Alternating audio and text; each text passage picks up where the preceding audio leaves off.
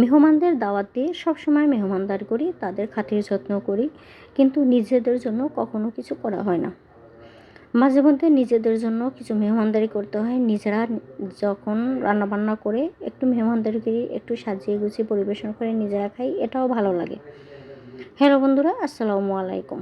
আরও একটি নতুন ভিডিওতে আপনাদের জানাই স্বাগতম। তো সবসময় তো মেহমান দাওয়াত দিই আর তাদের জন্যই ভালো মন্দ রান্নাবান্না করি, সেই সাথে আমরাও খাওয়া দাওয়া করি, অথবা কারো আশায় বসে থাকে, কেউ যদি দাওয়াত দেয় তাদের বাসায় গিয়ে ভালো মন্দ খেয়ে আসি। কিন্তু ঘরে বসে নিজেরা কিছু রান্নাবান্না করে খাওয়া দাওয়া করে এটা করি না।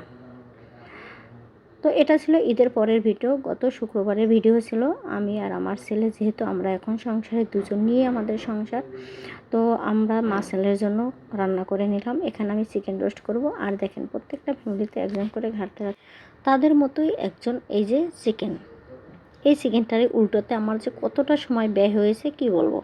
দেখতেই পাচ্ছেন আমি কত কষ্ট করে উল্টিয়ে নিয়েছি। তো এক চুলায় আমি চিকেনটা ভেজে নিচ্ছি, অন্য চুলায় আমি চিংড়ি মাছ ভুনা বসিয়ে দিয়েছি। এখানে আমি কিছুটা চিংড়ি মাছও ভুনা করব। অল্প পরিমাণ দেখে কেউ আবার বলবেন না যে এত কম রান্না করেন, কে খাবে। তো আমরা যেহেতু দুইজন মানুষ, আমাদের দুইজনের জন্য এই রান্নাটাই যথেষ্ট। তো অ্যাকচুয়ালি আমি চিংড়ি মাছটা ভুনা করে নিচ্ছি, অন্য চুলে আমার চিকেনটা ভেজে উঠিয়ে রেখেছি আর পেঁয়াজ বেরেস্তা করে নিচ্ছি। তো পেঁয়াজ বেরেস্তা করার পরে এখানে আমার পেঁয়াজ বেরেস্তা হয়ে গেছে। আমি কিছুটা পেঁয়াজ তুলে রাখবো আর বাকি পেঁয়াজে আমি সব মশলা দিয়ে কষিয়ে নেব।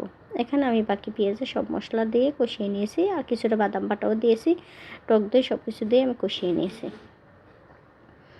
মশলাটা কষানো আমার হয়ে গেছে, তেল উঠে গেছে। এবার এই মশলার ভিতরে আমি চিকেনটা দিয়ে আবারও কিছুক্ষণ ভালো করে কষিয়ে নেব।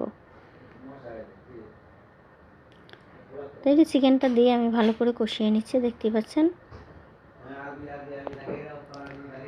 চিকেনটা দিয়ে কষিয়ে নিয়ে কিছুক্ষণ তারপর আমি পরিমাণ মতো দুধ দিয়ে দেবো। আর এই চিকেন রোস্টটা আমি শুধু দুধ দিয়েই করেছি, অন্য কিছু আমি দিই, পানিও ব্যবহার করি নেই। চিকেন রোস্টটায় আমি দুধ দিয়ে বসিয়ে দিয়েছি। আর এদিকে আমার চিংড়ি মাছ ভুনাটা কিন্তু হয়ে গেছে।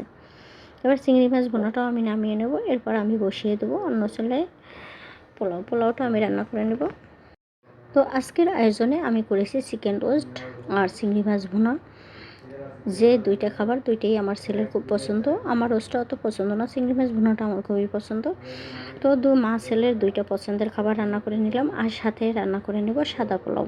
তো দেখতে পাচ্ছেন আমার চিকেনের কালারটা, মাশাআল্লাহ, রোস্টের কালারটা অনেক সুন্দর হয়েছে। নিজের প্রশংসা করছি না, আপনারাই দেখে বলবেন যে কেমন হয়েছে। তো আমার চিকেন রোস্ট হয়ে গেল। অন্য চুলে আমি সাদা পোলাওটাও বসিয়ে দিয়েছি। এই যে পোলাওটা আমি চালটা ভেজে বসিয়ে দিয়েছি আর সাথে কিছুটা দুধ দিয়ে দিয়েছি। এবার ঢাকনা দিয়ে আমি রেখে দেবো।